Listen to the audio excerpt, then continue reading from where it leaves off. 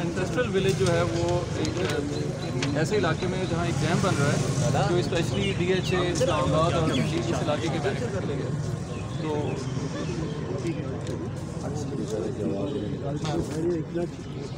تو اس میں ہمیں یہ کہ جو لوگ وہاں پہ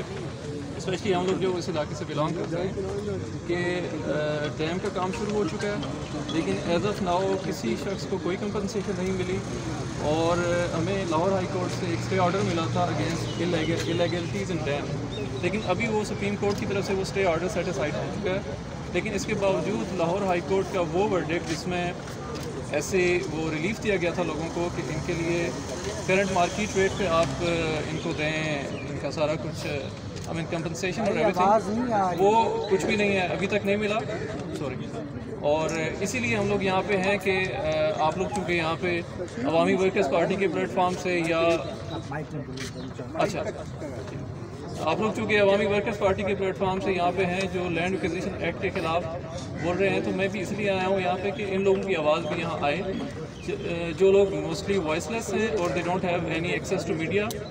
کہ ڈیم ضرور بنے، ہمیں کوئی اتنا زیادہ اس کے شکایت نہیں، لیکن لوگوں کو کوئی کمپنسیشن نہیں مل رہی اور ایون کورٹس کے آرڈرز کے باوجود لوگوں کو کرنٹ ریٹس پہ کوئی کمپنسیشن نہیں مل رہی۔ تو اس لیے وی آل